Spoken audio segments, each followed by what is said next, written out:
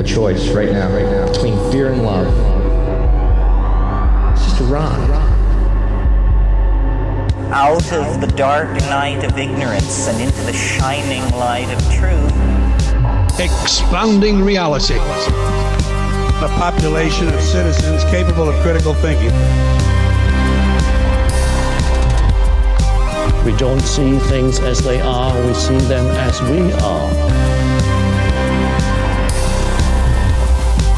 There's a level of reality where everything dissolves into an ocean of energy. We empower our experience by insisting on our authenticity. That's very profound. Very. Expanding reality.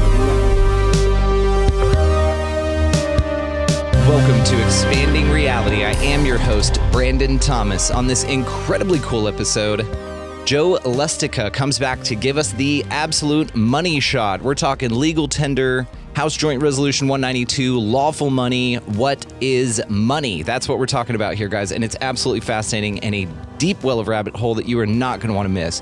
Also want to join us and support your favorite show for the afterthought there, where Tam Cheville comes by and we talk about flat earth, freaking time travel, simulation, the moon, guitars, like all kinds of shit, guys. So really nothing to do with what Joe is normally famous for talking about, but we have a blast and it is an awesome time. So again, great way to support your favorite show. Link down there, you get access to all the things, and it's in the show description. But for now, and without any further ado, get to this incredibly cool conversation with Joe Lustica. Joe Lustica, welcoming back to the show, brother. It's so cool to see you, man. How you been? Good. How you doing? Good, dude. Every day above ground's a phenomenal day. I'm pumped to get to talk to you, man. Bree was going to join us, but she sends her regards. It's just going to be me and you, brother, in the audience. We are going to have an amazing chat, and I've got a surprise for us for the afterthought. So best way to support your favorite show, guys, link down in the show description for Patreon there. That's where you can find all of the expanded content that we do, have access to the Hangouts, as well as the afterthoughts, the little bonus stuff we do for you here. And we're going to get into some time travel. We're going to nerd out in this one, Joe, and I'm excited about it, dude, already. But, dude, it's so cool to see you. You are a bright light in my life right now. I've given up really my focus on aliens or Bigfoot or anything like cool and mysterious or anything like that. And I've really been focused on and been attentive to the things that you are teaching and what you are understanding in your world, the power that it's given you and the people that you've been mentoring. And I'm a grateful student of yours. So this is just going to continue our Sovereignty Rangers series here, guys. And just to let you know, that's linked down below. It's just a little group of things that we have over there on Patreon where you can find all of this type of content. Joe, dude, today we're going to talk money. Money. All right, the money shot. So give it to us, brother. What the fuck is money? Do people even know what the hell this thing is? And I don't think people know. People think they know what it means. But in reality, people don't understand what that actually is. It's very interesting. Like if I hold up this dollar bill, you go, oh yeah, that's money. But basically, it's just a agreed upon way of exchanging, right? Hey, I need you to do something for me. I'll give you some of this, and you do the thing for me. And you go, sure, because you know that if I give this to you, you can go and exchange this for something that you need. So money in our current society is just an idea that's backed by confidence. Okay, for something that can be traded, right? For other goods or services. So I give this to you, you take this because you know you can trade this for another good or service later on. And you'll then provide me the service or the goods that I'm looking for. All right. Constitutionally, this right here is actually not money. Okay. This is called legal tender, and they won't call it money.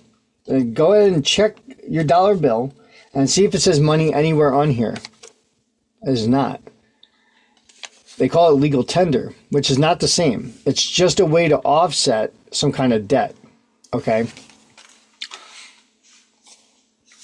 Now, in the Constitution, okay, the Constitution provides, they have a provision in there in the U.S. Constitution that states what you're supposed to use to pay debts. Right? I'm sure you already know what this is, and probably some of your listeners already know. Well, I usually have people take a guess, but I guess we're not going to be able to do that today. All right. Just me and you, brother. I'm so used to that. I know. All right. These big class settings with hundreds of people in it, you know? Yeah. So everyone understands, I'm used to like class settings where I ask a general question and wait for someone to give an answer. But that's not going to happen here. All right, so I was going to throw one in the chat. You know, I didn't want to be disrespectful and interrupt. Thank you know, yeah. Yeah. All right. So Article 1, Section 10 of the Constitution states that that only gold and silver coin will be used in tender for payments of debts. All right. So gold and silver coin. So something like this, right? Now this is a silver coin. So this is constitutional money, and it says it's $1 of silver. Okay? So $1 of silver. That's what this is. Real silver. All right? Then what they did was, because, I mean, imagine if you're going to go buy something like $50, you're going to be carrying around 50 of these things, right? In your pocket. You know, that's not that's not workable. So what they did was the United States started issuing these things, silver certificates, okay? And these silver certificates, if you look, it says silver certificate, all right? Look at this side over here, okay? And I know it's probably coming a little blurry, but I'll just read it for everyone. It says, this certificate is legal tender for all debts, public or private. See? So they're telling you that this is not money itself, but it represents this. And if you look on the bottom here, $1 in silver payable to bearer on demand. That's what it says on the bottom of these. So these are very interesting. If you look at the back, it's relatively the same. It's like almost exactly the same. Okay. But this was issued by the U.S. Treasury. Okay. This is made by the U.S. Treasury. This, however, if you look on the top, it's called Federal Reserve Note, and it's originally issued by the Federal Reserve Bank, which is a private for-profit company, okay? And then it's sealed by the U.S. Treasury as approved to be used for legal tender. Okay, so it goes through these motions of they print it, they approve it, then they give it to us. And then they tax us on this. This is taxable because this is borrowed funds. This, however, is not. Now that's interesting because what they're taxing is debt instruments. That's what they tax. They can't tax you on silver coins, okay? The IRS will take gold and silver U.S. currency as payment for a debt, but they're not really taxing this stuff, okay? And the value of it can change too. So if you were to melt it down, right, the value of this would still be $1, but it wouldn't be one of these dollars. Like these are not the same, right? Which one would you rather have? The one on the silver one, man. Honestly, Yeah. not the FRN ever. FRNs, Federal Reserve Note, floating rate notes. Floating rate, yeah.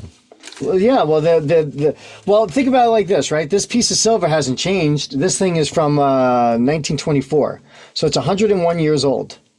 Okay, this coin. It hasn't changed in 101 years. So the value of this is intrinsic because the silver still has its value, but this can't buy you what it could buy you 10 years ago. And it comes at debt. That's what subtotals are when you get to a register. That's why it's not $1. It's $1.08 or whatever, depending on where you live, because there's debt attached to using that damn thing. Right. And on top of that, this is borrowed. So this is borrowed from the Federal Reserve. We have to pay it back. So this is like, I mean, when you think about it, it's just kind of dumb how they've been operating. But they're doing it because the banking cartel took over the United States. Okay. I guess Do you want to talk about that 1933 and HJR 192 and all?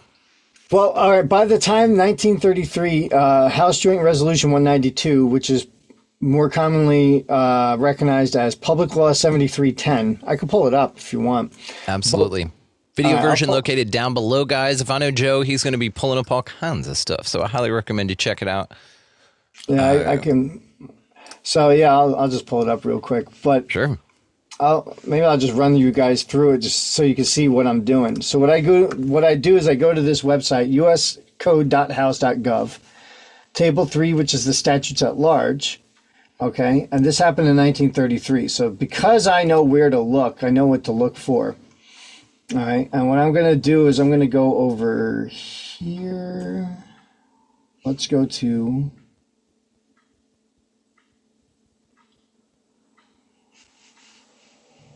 Let's try this one. Nah, that's not the right one.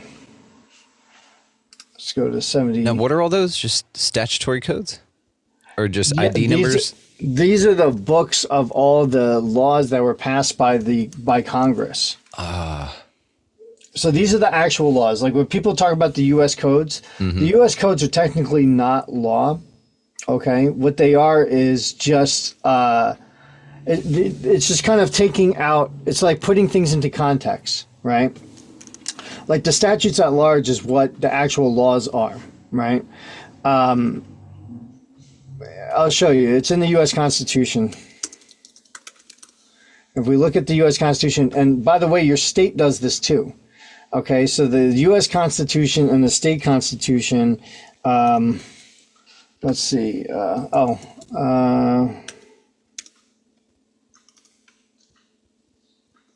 it doesn't have it, huh? Okay, fine. So if we look through the Constitution, let's see, be it and no.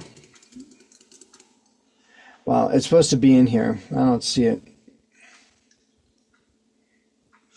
Okay. All bills for raising revenue shall originate in the House of Representatives, but the Senate may propose or concur with amendments as on other bills.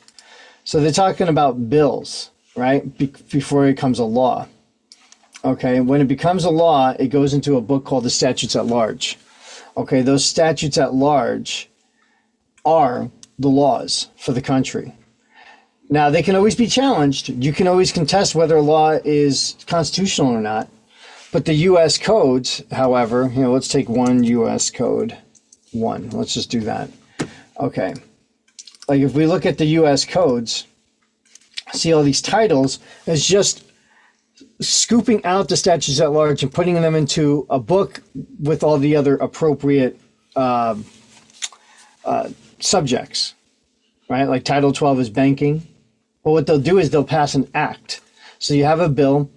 What they do is it goes through the legislation, it gets passed, the president approves it, becomes an act, and then they can find it, stick it somewhere in one of these U.S. codes. So in here, it tells you that there's a difference between the codes and the statutes. The codes don't have an enabling clause, right? Or an enacting clause, but the statutes do. And they have to have, that's what I was going to show you in the Constitution, that it has to be enacted in order for it to be valid. The U.S. codes do not have any kind of enacting clause on them at all, which do not make them law, but just evidence that there is a law somewhere. Got you. Okay? Beautifully said. Beautifully said.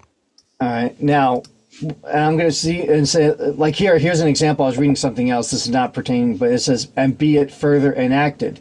So this is evidence that this is a law here. Okay. This thing right there.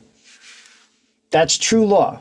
Okay. Now, of course, we can always go back and test the constitutionality of it or challenge it, but you have to get into a situation like, for example, the Real ID Act, right? A lot of people don't like this thing.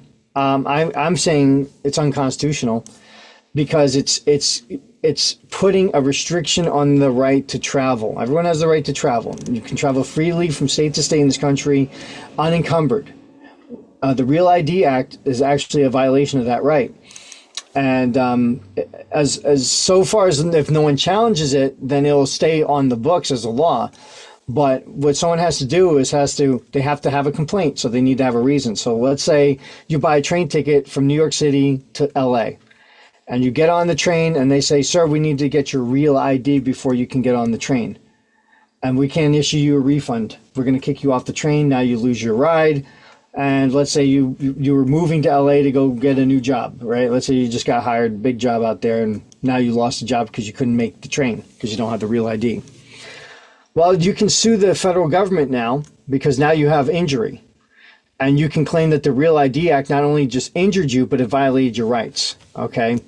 And if you get that through federal court, the federal court may rule in your favor. If they don't, the Supreme Court would probably rule in your favor saying, yeah, you have a right to travel and your right to travel does not need any kind of permit or license in order to do so. They will always agree with that. They've ruled on that unconditionally.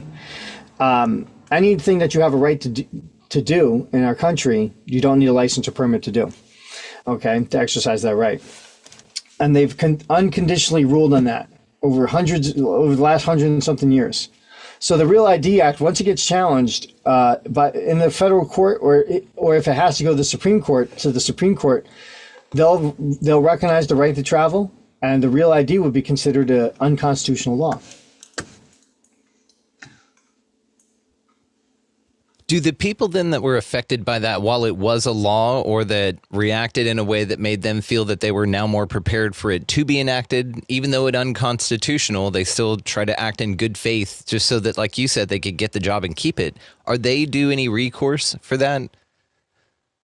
Yes, they actually would get compensated for their loss. So let's say they lost their job. Okay, they were going to make this amount of money a month. You could say, well, how about I want to get that at least 1 year of that, because I planned on being at that company for at least 1 year. And so I lost that much of income plus the ticket, right? The money for the ticket, which is probably maybe $300 or $400 or something for a plane ticket or a train ticket cross country. So that, and the loss of that, and then of course legal fees, right? Whatever other things it cost you, your time that it took you to put the court case together, if you hired lawyers or not, what that cost, all that other stuff. And if you're doing the legal work yourself, you have a right to charge however much you want for your time. So let's say it took you 30 hours to do the research, you charge $1,500 an hour. You can tack that on to your fee, and then the federal government would have to pay you that out as damages. It's just interesting the way you put it. It's more empowering when I talk to you about stuff like this. It's not as scary. It's actually very interesting. It makes me think, why would they do something so silly if they're just going to turn around and get reamed? And I think most of it is due to fear. And a lot of people just won't turn around and stand up or know their rights. And so they just don't worry about it. Yeah, the bottom rung is that people don't know their rights. Mm-hmm. Okay, that's the bottom rung of the entire thing, right? Is they just don't know they have that right. Then the second thing is that people think that we live in a democracy, okay? And people don't understand the difference between a democracy and a republic. A democracy is a majority rules, right? 51% of the vote decides for the other 49%. Okay, in a republic, your rights and your property are guaranteed and protected. Even if 99% wants to get your stuff, you're protected because you have the right to your personal property. You have a right to your rights. Having rights is a right.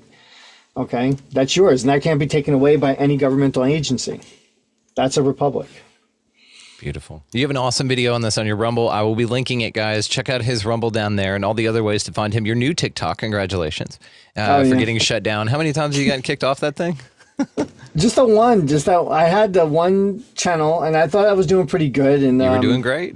And yeah, I thought that they weren't going to take it down because I always source everything I talk about. But once they started taking down videos where I was showing the laws, I was like, all right. I was like, look, they've just made a decision that they don't care. They're going to disregard how the laws are written and what the laws say and just start taking it down. And they cited integrity as a reason for taking it down. Then they just closed my account, never explained why.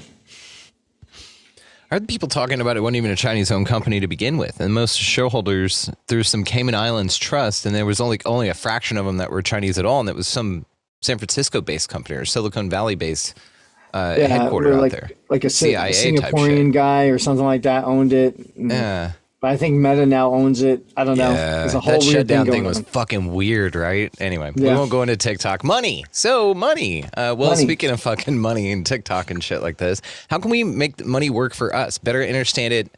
Tell us what money is. Okay, so money is really just it's like I said, it's an idea backed by confidence. It's something that can be traded for goods and services. So this is what happened. If you look at these here, okay. Now this is called Chapter 48. Okay, this is the 73rd Congress. Okay, so 73rd Congress, page 112, Chapter 48. So we call it Chapter 48, page 112, and it's a joint resolution. So they're trying to resolve something. Okay, and it says to assure uniform value to the coins and currencies of the United States.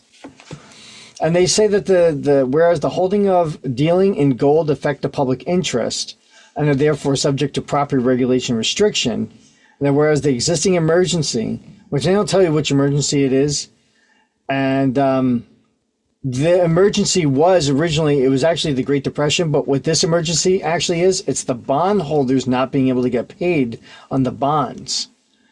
That was the actual emergency that created this problem, because they couldn't pay them. What are they supposed to pay them in? Gold. They can't pay them. So they said the existing emergency has disclosed that provisions of obligations which purport to give the obligee a right to require payment in gold, see? Mm-hmm. Or in a particular kind of coin or currency in the United States, right? It is obstructing the power of Congress to regulate the value of the money. So they're saying, well, this is, this whole gold issue is kind of hard for us to keep to regulate the value of money, right? And it says that they deem it inconsistent with the declared policy of Congress to mean at all times the equal power of every dollar, okay? But it doesn't make any sense what they're saying, because it should be the same unless they're messing around with the amounts of gold and silver they're putting in the coins. They'd have to be doing it because who else is minting this stuff, right? So they're making this claim, which, obviously once you test it, you can't back it up. And here we have resolved by the Senate and House of Representatives of the United States of America and Congress assembled. This creates law, okay? That every provision contained in or made with respect to any obligation which purports to give an obligee a right to require payment in gold or a particular kind of coin or currency or in an amount of money of the United States measured thereby is to be declared to be against public policy. So what they're telling you right there is that any rule or anything that says that you have a right to be paid in gold or any kind of coin or currency is actually now, we're going to make that illegal. So you say, I want to get paid in US dollars. You say, well, that's illegal, right? Well, gold, especially gold. Gold is the one they get rid of in all of these contracts. So gold is out of the question now. Gold is no longer the lawful money of the United States by this one little act here. Okay. Now what they say is that every obligation heretofore or hereafter incurred, so before or after this moment, right? They like to use fancy words to trip people up so people can't read it. All right. This is a trick. This is what a lot of oppressive or suppressive organizations will do, or in groups. What they'll do is they'll use a lot of language to confuse people, so people kind of read and go, oh, okay, I don't know. It doesn't really say anything, does it? But it says a lot. Heretofore, so from before this moment to now, and hereafter, from this moment on, right? Every obligation incurred, whether or not any such provision is contained therein or about or made with respect thereto. See how they're doing that? They keep using these words to kind of mess around with people. Like, hey, guess what? They're just trying to throw people off and confuse them. But they're saying every obligation, right, shall be discharged upon payment dollar for dollar in any coin or currency at which at the time of payment is legal tender for public and private debts. They gave us these, which was a copy of the silver certificate. And they knew that people would kind of miss this, right? Like, I mean, look, they made this on purpose to be similar. Here's the silver certificates that were floating around back then. And then they started issuing these. And if you hand it over to someone like this, well, who knows which one you're getting? Right? You can't tell. You flip it this way, it's the same. And then when you kind of open it, you just go, oh, okay, yeah, George Washington. See, by glance, they're the same. But on deeper inspection, whoops, I can't do this right. You nailed it. No, you nailed it. On deeper inspection, you notice that there's something quite different about them. The subtle differences mean a lot. But that was kind of what they were doing. They started issuing these out more because they already had these out, right? Remember, 1913 was the Federal Reserve Act, so they started printing these out and started using these. Okay, so these were already in circulation. All they did was start dropping off. They got rid of all the gold. And what they did was they actually had bank holiday. They shut all the banks down. The comptroller of the U.S. currency, he's like in charge of the money, had his agents go into all the banks across America, open up all the lock boxes, take all the gold out, and replace it with these Federal Reserve notes. So when people came in to go get their gold next week, all they found were these. They stole the money. They literally just stole it from everybody. They put out on the radios and stuff like that, telling people that they had to turn in all their gold, that they weren't allowed to have it anymore because the president was going to fix the economy because there was a depression going on. And they couldn't pay the bond. See, they didn't care about the depression. That didn't matter to them. What mattered to them was when they couldn't pay the bondholders, that's when they started messing around with the money, right? To save their own asses. That's what they were trying to do. Damn.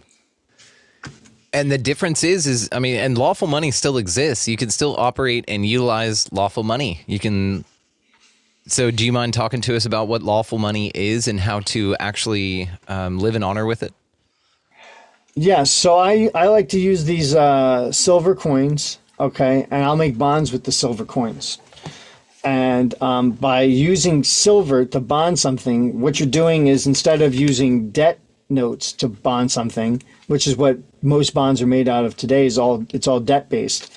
You're bonding something with something of true value. So like when someone gets a bond, right? There's a bond is like a 3-party promissory note, right? One promises to pay and 2 people back up the promise. Okay. So if you sign a bond, 2 other people are going to sign back of it, right? Those are called sureties. Okay. Now, if you renege on your promise, the sureties are left over to pay, but they've signed an agreement to pay. When I create bonds using silver, I make this the surety. I can renege on my promise all day long, but this will go ahead and satisfy the debt. Okay. And it comes out clean because what it does is that, if you have -1 and you add 1, what do you get? 0. Right. The zeros out the accounts. So these actually zero out the accounts correctly. And this is what we're supposed to be, what we're supposed to be doing is issuing back instruments in order to bring the public debt down to 0. And once we get it to 0, we can actually be back on the gold and silver standard. Okay. Until then, we can't really do that. But people don't know how to make their own instruments, and a lot of banks won't accept them. Okay, because they like the debt system and they want to keep it going. Okay, it's the only that's how they're going to survive. Okay, spiders survive by making webs and letting their prey walk into it. Right?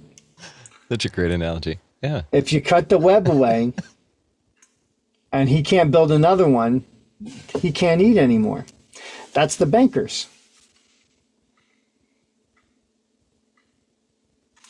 So, but let me show you what, because they talk about obligations. What are these obligations?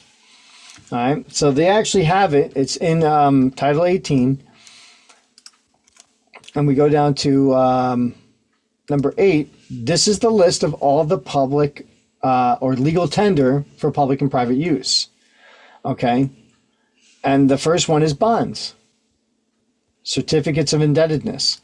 Now, I've had people kind of scratch their head about this. I want to break it down a little bit. A certificate of indebtedness is any kind of certificate or evidence that a debt is owed to someone that can be certified. Okay, so if you can certify a debt, that's a certificate of indebtedness.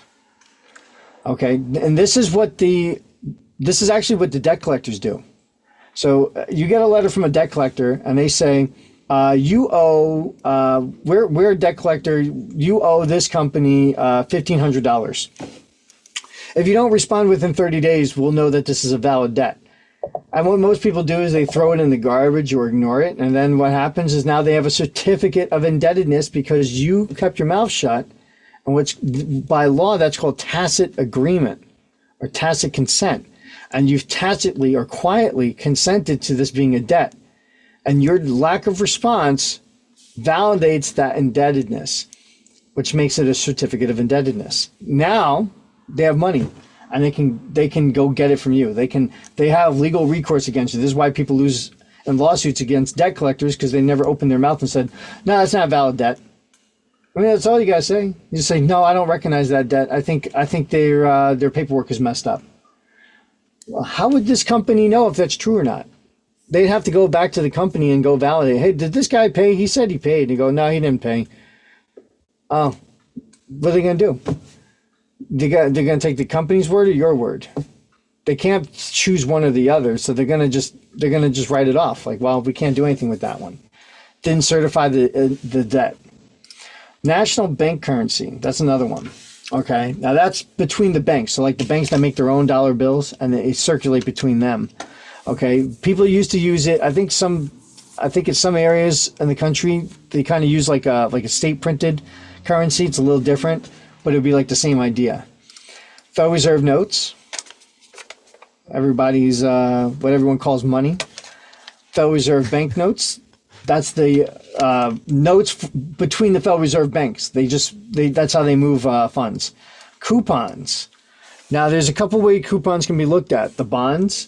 So when you have a bond, let's say you buy a bond for $50, but it says 100, okay? That would be called a zero coupon bond, okay? Which means that when that bond matures, you can redeem it for $100. So you buy it for 50, you make 50, right? When you redeem it. Now a coupon with bonds would be like you buy $100 bond and it has all these little tear-off vouchers on the bottom. Those tear-off vouchers are like checks. They're called coupons. And let's say they're for $5. So every month you can take one of those coupons, sign it, endorse it, and deposit it to your bank, right? So every month you make $5. It's a $5 coupon, right? And once the bond matures, you can go redeem it for the money that you paid for it, like the $100, and you'll get your $100 back. Okay, that's the coupon for the bond. Now, what people don't realize is that the billing statements are actually is the entire thing right there. It has the bond information on the top portion. It shows you the performance of the bond. And on the bottom is the voucher, the coupon for that bond. And you're supposed to turn that in, right? People have deposited them to their bank accounts. I can't say it works, but it has worked in the past. But I'm not going to recommend people do that because it doesn't always work. But they could be deposited into bank accounts. The companies do take them. They want you to send them back for a reason. And it's not so they can keep track of your payment. It's because they're going to make twice the money off of you. You send them a check and you send them a coupon. It's like sending them 2 checks. So that's the coupons. Because then they're going to be cashing in your voucher on your behalf because you didn't endorse it, right? You send them a blank debt instrument unendorsed that they now get to collect on. Exactly. Yeah, so now you basically just gifted them. That if you sent them like $150, you just gifted them $300 because you could have just sent them back the coupon for payment to satisfy the debt, but you sent them that and a check. Are you guys hearing what he's saying here? Is everybody listening here that the bills that come to you a month that you go to work for, you pay overtime, you guys argue, that have broken up relationships and kids have suffered for Christmases and enter any money problem you have ever had. The issue is, again, because of the lack of understanding of what money is and what we think it is and trading our time and value and then trading it off for those things is not necessary and actually hasn't been. So this is what Joe's talking about, guys. Now, I want to also just let you guys know that down in the show description is the link to join our trust community. There is so much more in there about writing trust, and we haven't even touched on trust here yet at all. And it has a lot to do with what we're talking about. You guys offer 1099 classes, OID, which is also part of this certifying your debt process. And guys, I just really want to make sure everybody here is listening and paying attention whenever he says that little coupon at the back of your enter whatever you're getting billed for is actually something you can empower yourself with. So just just really want to point out what he's saying here. And again, join us in the trust community, guys. I go to everything they do. They do trust once a month, but they're doing 1099s 1 week, PMAs another, national versus this. You've got tons of stuff coming out you do just for us. So I just want to brag on that first of all. And then again, let folks know the importance of the empowerment of what you're sharing here. Well, yeah, this is the bill pay. Like if you need to pay your bills, right? Once you understand what money is, these companies are trading securities on the Security Exchange Commission. You can go look it up. You go look up like your utility company, go look up the hospital. You're going to find that they're trading securities. And you're like, well, that's weird. Why would a hospital be trading securities? Because when you get sent a hospital bill, that is a security. You can use that to offset the debt. That's a coupon attached to a bond. Okay? That's all it is. So you can redeem those with them. The hospitals will take it as payments. The debt collectors will take it as payments. The credit card companies, once they see that you know what's going on, they shut your accounts down. So I don't recommend doing it with the credit cards, unfortunately. So we've had to come up with some other back ways of doing it and handling the credit card company to keep the credit card open and keeping people to keep going. And yes, we still use the coupons to do it, but we do it in a different way. So you got to do your research with them, because they'll tell you, if you look in your agreement package with your credit card company, it will tell you other or special payments or non-cash item payments. And there's your solution. They're telling you right there you can do it that way. Okay, but you got to read those instructions, because if you just send it to the same place, they're not going to process it. Is this something you can find out about credit card companies as you're shopping around to pick a credit card company to go with? Oh yeah, look, I'll pull it up real quick. Give me a credit card company. Of course you will. Let's do, can one that's attached to a bank actually, Chase Freedom, is that something, because it's still technically a credit card, but it is also attached to a bank. Is there a difference? Yes. Non-cash payments, address. And I've called them and asked, sometimes they want you to send it in special colored envelopes. Okay, interesting. So just depending on, because maybe then they know, sort of like our cover letter for our ROE, we write on it, this is not a filing, this is a revocation of election, so it goes to the correct desk. Right. Plus, you wouldn't want a bunch of, you would just want your employees to know, hey, look, if a blue one comes across your desk, hand it to me, don't open it, right? Because then perhaps the employees may be leaking these types of things as well. You wouldn't want this to be knowledge, which is why it's not, which is why what you guys do is so valuable. Yeah. Maybe Chase might be a tougher one. Okay, let's do Visa. All right, Visa.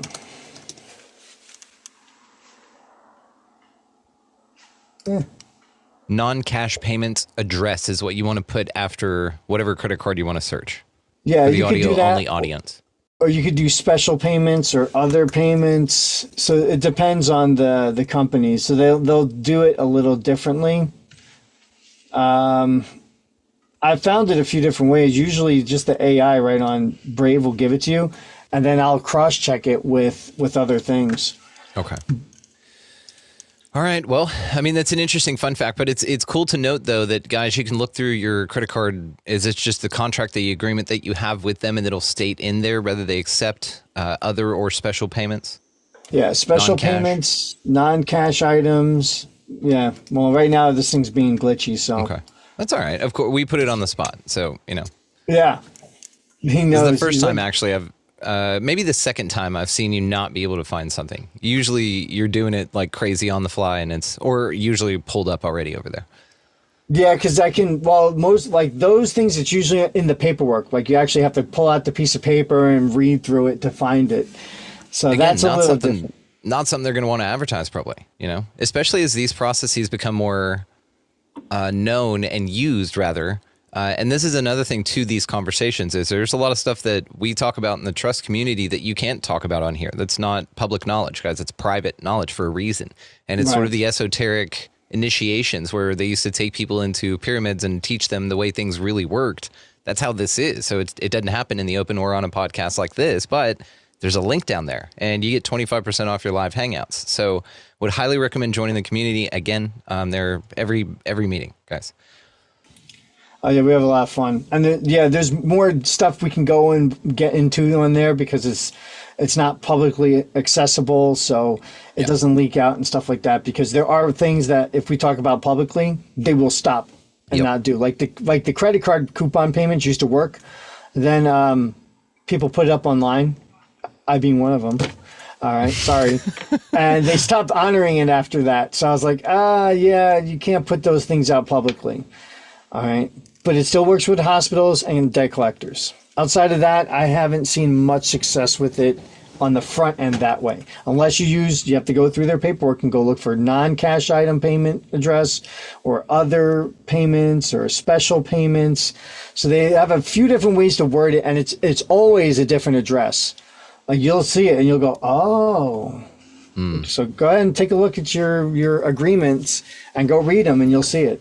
Because those are some of the goals, and just real quick, those are some of the goals, that we have in the community here would be to be able to discharge the debt from your credit cards, meaning you put as much as you can, and there is a way to put your mortgage on a card, I've heard recently. But this also applies to your mortgage. So any debt, right? Any loan or certificate of indebtedness.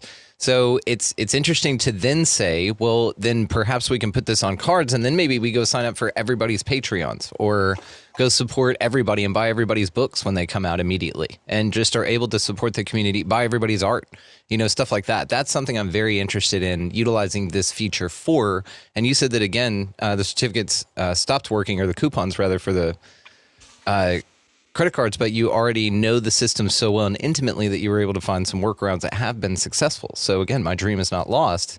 It's just been rerouted, right? Right. Yeah. Remember, like the guys you're dealing with, they're not stupid. Right? They're smart. They're very sophisticated. They've got decades over you on this information.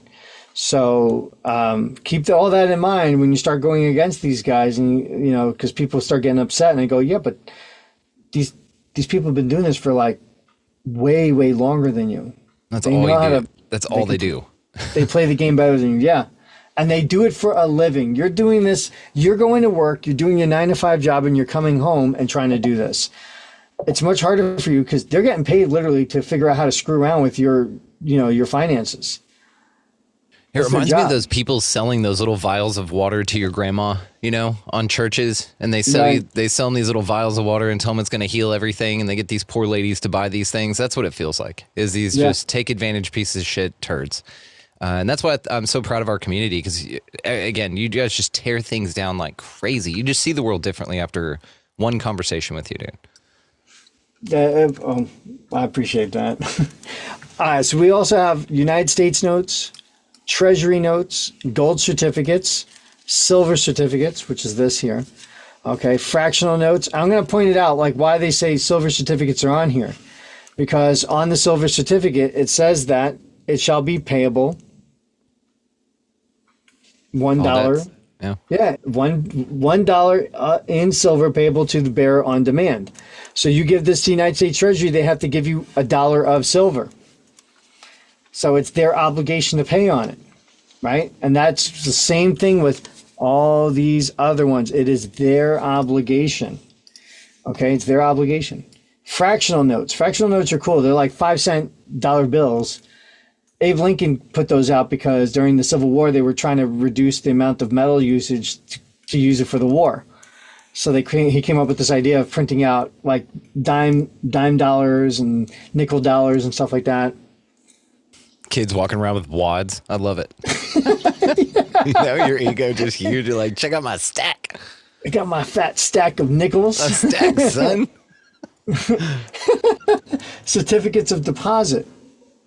Right? So people think of certificates of deposit as like these CD accounts. And yes, that's an obligation or other security in the United States. Also, if you make a deposit and you get your receipt for that, what is that? Bills, checks or drafts for money drawn by or upon authorized officers of the United States, stamps and other representatives of value. Now, I don't want to glance over this. They said stamps. Okay, stamps are money. How do you send out mail? All right, people forget that stuff. That stamps are money. So we actually use stamps too as another way of settling debts. Okay, there's an act called the Stamp Duties Act where they showed that if you used the right proportion of stamps, it would settle the debt on whatever kind of debt instrument you were holding. Okay, because by paying the tax, you satisfy it. And they also say cancel United States stamps. All right, so you have U.S. stamps, postage stamps, any of those canceled postage stamps, any of those things you can use. That's all the currency in America right now, in the United States, that we can use. It's quite a bit. But notice it doesn't say gold or silver coins, just gold certificates and silver certificates, because those represent the real money. Okay, and just to give people a little bit more assurance that Federal Reserve notes are not legal tender, we're going to go to 12 U.S. Code 411. This is about Federal Reserve notes. Yep. Federal Reserve notes to be issued at the discretion of the Board of Governors of the Federal Reserve System for the purpose of making advances to Federal Reserve banks. Check this out. They shall be redeemed in lawful money. Oh, so they're not lawful money, are they? Right. But they can be redeemed in lawful money on demand at the Treasury Department of the United States, in the City of Washington, District of Columbia, or at any Federal Reserve Bank. So that should clear it up when people say, if anyone says, oh, pish posh, Federal Reserve notes are money, then how, if it is money, how come you can redeem it for lawful money?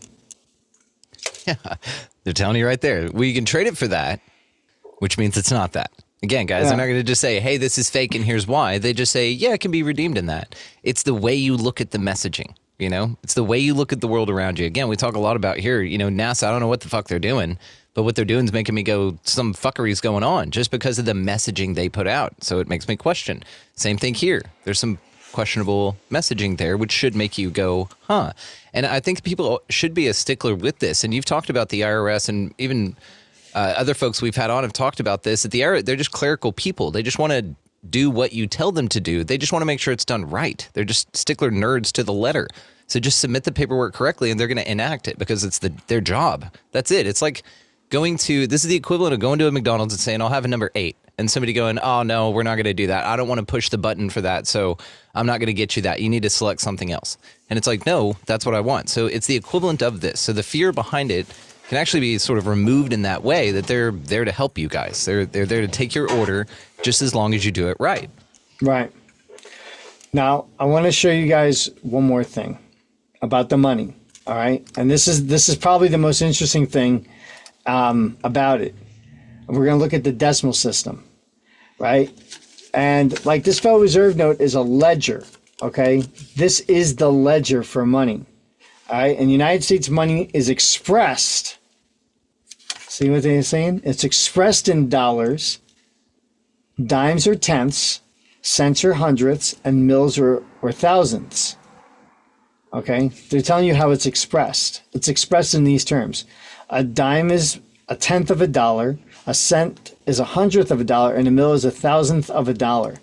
And the mils you'll see on the gas station prices, right? Like 3.29 9/10. Those are the mils, okay? Which they don't have any kind of coinage for it. I think they used to have like half-cent coins, but it never got down to a mil because I think it was just the increment was too small and not of enough value to ever really use. We're back to our sack of silver, you know, jingling around everywhere, dropping your trousers. A mil, like they'd be like, forget it, we're not going to. But they did break it down to that in the case of something like breaking down a penny into small fractions. Right. But back then, that's when pennies were actually had some value to them. Okay, so this is the ledger, right? Like our Federal Reserve note is ledgered out in 10 dimes or 100 pennies or 1,000 mils. Or it could be 4 quarters, or, you know, it could be 20 nickels, however we want to break it down. But it's a ledger. And if we look here, So in original, it probably should be hundreds. Hold on, I'm going to show you. The word money, and this is the thing, people don't realize this. This is whenever someone says money, they're never really saying money. The word money is substituted for money of account to eliminate unnecessary words. Now I'm going to go back to these two things here. This is money on account, because what is this? This is $1 of silver payable on demand. So this is the money. This is money on account. This is money on account. That's what they're talking about. This is a ledger. The ledger is complete. This is a whole ledger. Okay? Just like when you sign the back of a check, the ledger's complete. Now it can be satisfied and can go into a bank account. Okay? But the word money is substituted for money of account to eliminate unnecessary words. I doubt that that's the reason. Like calling those things money, you know? Right. And it's very interesting. It says, as far as can be determined, the phrase money of account has not been interpreted by any court or government agency. The phrase was used by Alexander Hamilton in his report on the establishment of the mint, 1791. In that report, Hamilton propounded 6 questions, including what ought to be the nature of the money unit of the United States. Thereafter, Hamilton uses the phrases money unit of the United States and money of account interchangeably, and in the sense that phrases are used to denote the monetary system for keeping financial accounts. In short, the phrases simply indicate that financial accounts are based on a decimal money system. Okay, which is smart. It makes sense, right? Because you have to have fractions of things. Okay, I'm sure these guys were dealing with trusts and stuff like that, and things had to be separated out for the different beneficiaries of the trust. So you have to you have to use the decimal system for that. Makes things a lot easier. Yeah. Okay, but he says the phrase money account did not mean by itself that dollars or fractions of dollars must be equal to something having intrinsic or substantive value. That's these Federal Reserve notes. Okay. So he's talking about money on account is just basically ledgering and being able to use that ledgering to offset any kind of debt, which is the system we're in now. The founding fathers did want us to use gold and silver coin because they knew that in the Roman days that when the Roman kings used gold as the money source for the country, gold and silver, they had uninflatable money for like 5 centuries. It was like 500 years. The money value never fluctuated. All right. And so that's what the founding fathers knew, that kind of history, and understood that and wanted to go that way. But Alexander Hamilton and other guys knew that the way the money system could be made up would be that by using ledgering, we could offset debts using all kinds of different types of paper by using money on account. And that's exactly how we do it. If you look at your billing statements, what's it got? It has the coupon, right? And the top portion is the accounting, money on account. How much is on account? It doesn't say a negative, does it? If I sent you a letter saying negative $80, you would say, do I owe you $80? And I'll say, yes, you owe me $80. But the companies never send you a negative bill, do they? It's always positive. Positive means this. It's the same thing. Money on account. People don't see it that way, and then people will go, well, that doesn't make any sense. But that's actually, from doing this stuff and living it, it is the truth. It's just that some companies are just criminal. They don't want to honor it on the face. And they're like all in on it. You know, it makes me think of the 100-year light bulb, because this info is out there. It's not in the public. And again, when you start to enact these processes in mass and start talking about it and making a bunch of things about it, then yeah, they sort of need to pivot. But as a swarm, they need to pivot, right? It's like a herd of something moving so that they don't all get preyed upon. And it's fascinating when you start putting these things out there, because it's truly empowering for people, man. This is what 99.9% of problems are, right? Is money. And it's because we don't have an understanding of it. But that's the whole point here on the show. We talk about all kinds of stuff, but if we could expand your reality even more, It would be to invite you to rearrange the way that you perceive money and really how it's defined. And that's why Joe is here to tell you about these kind of things, pulling it up, showing you the laws, showing you the codes. And it's interesting to sit here with you because I don't have another 12 browsers open. Usually when I see your face on a screen, if we're in a meeting or something, I've got 12 browsers open. I'm searching the codes up in real time with you. I've got my notes. I've got all kinds of stuff going on. And it's interesting what you said about the thereto and hitherfore and all of those things. In fourth grade, I'll never forget her, Miss Kane, shout out. She's probably super dead now. But when I was in fourth grade, I was just more advanced than whatever they were reading, right? And so she saw this, recognized it, was a phenomenal teacher, and handed me a Calvin and Hobbes book. Now, I've got pretty much every Calvin and Hobbes book Bill Watterson made. Now, what I did with that and why it was important was she handed me the Calvin and Hobbes book and a dictionary. And what that did was it expanded the shit out of my vocabulary, because anybody who's read Calvin and Hobbes is not for a fourth grader. But I would sit there and look up words and not know what they were and then go, what the hell does indispensable mean? And I would look it up. So as a fourth grader, I've got this ridiculous vocabulary, but you offer me the utilization of this skill anyway. I'm sitting here as you're explaining things on an 11-minute video of yours, Joe. It takes me about an hour and a half to watch the damn thing because I'm reading case law and I'm sitting here looking codes up as you're saying it and clicking on the links you provide. And it's just incredible, man. Like I said, the passion, but really I see it. And, even now I found myself last week just overwhelmed, honestly. And that's okay, because if you're into this stuff and you do get a little swimmy with it, good. Just take a little bit of a break, play some guitar, hang out, do something different for a minute and come back because it's here and it's very empowering. And that's terrifying to some people, because then you wouldn't have the excuse. Most of your excuses actually would vanish when you can really start utilizing this to your effort and effect here. And that's what they're terrified of, guys. This is us standing up and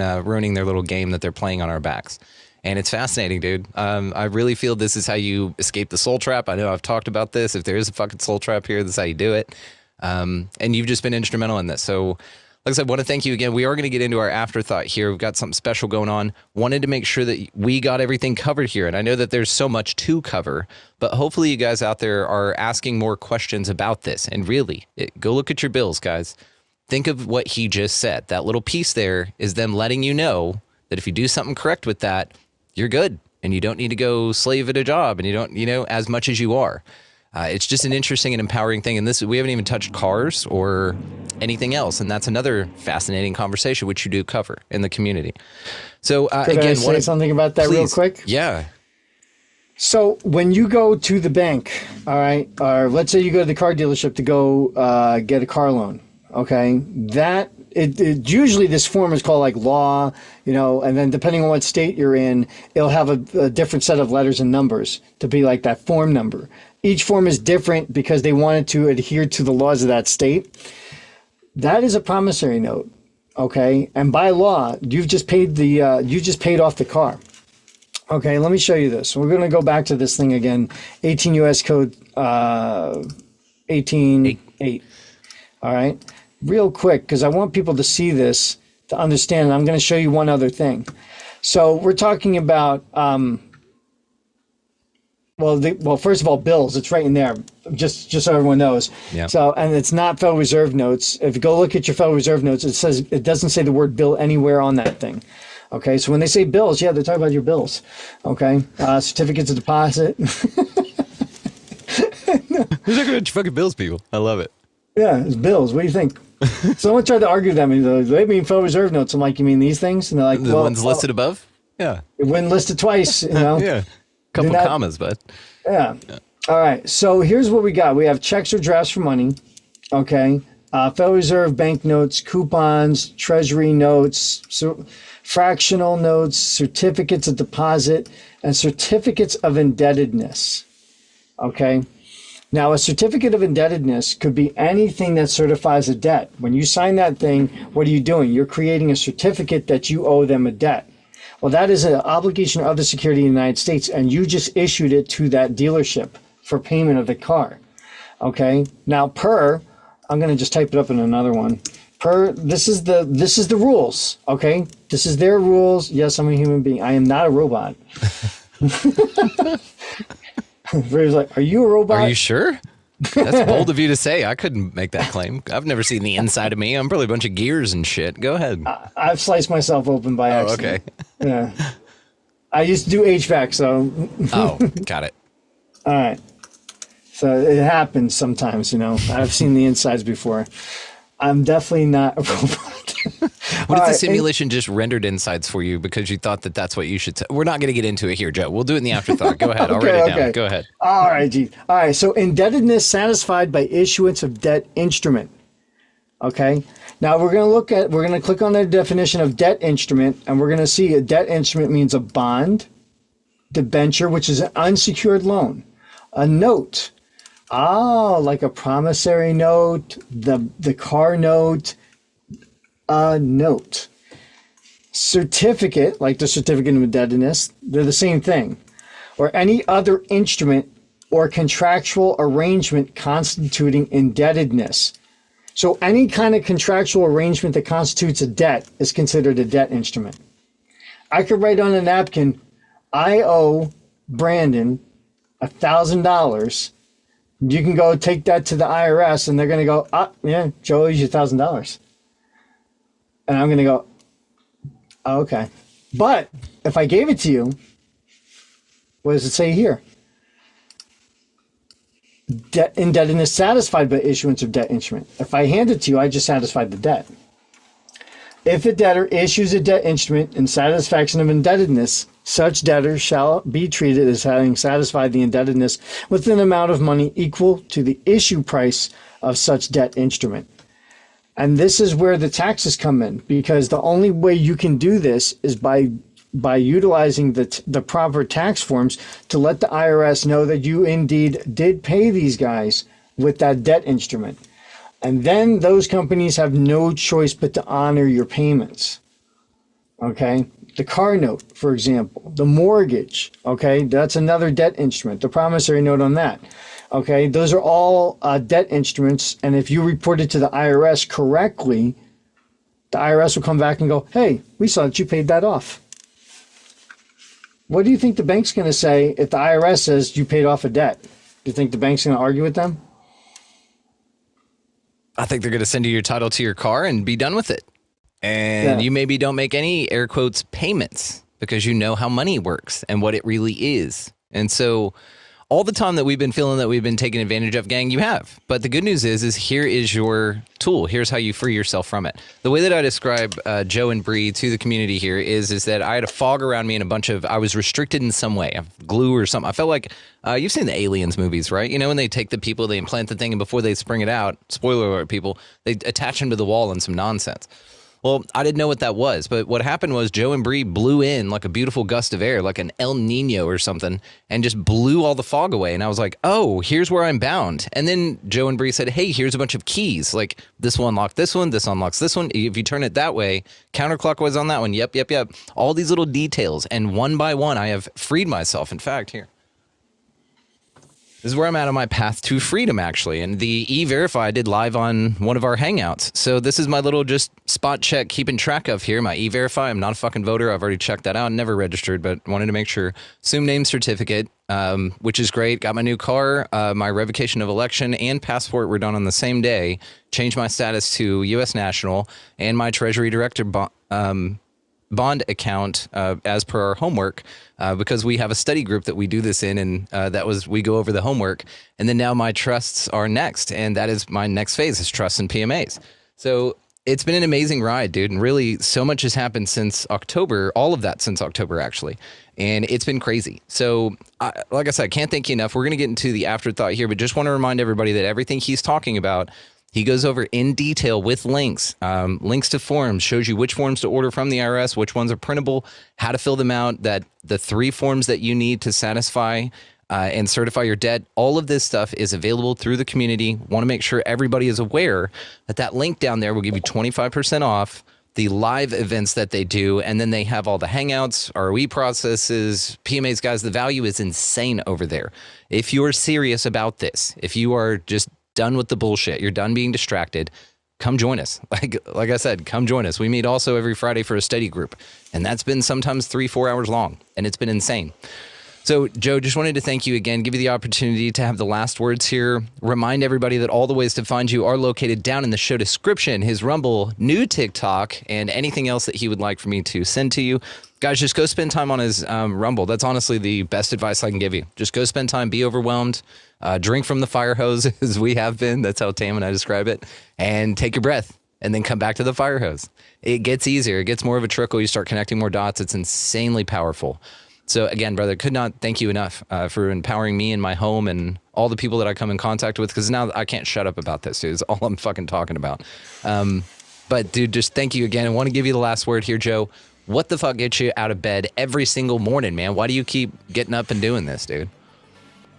Well, I mean, one thing is like this whole thing that I'm doing is because when I was much younger, I saw that the way I was taught to see the way the country is and the way the country was were two different things. And I said, no, that's not right. And as I decided to study to see, well, what was going on? What's happening here? I found that really what we're dealing with is tyranny. Okay, we have tyranny surrounding us. It's in our court system. Okay, the lower courts, the municipal courts, the state courts, all the way up to the federal government. The whole, it's just completely backwards from the way our country really should be. So if I can do one little change to this country and make at least one thing right the way it should really be, that's why I get up every day.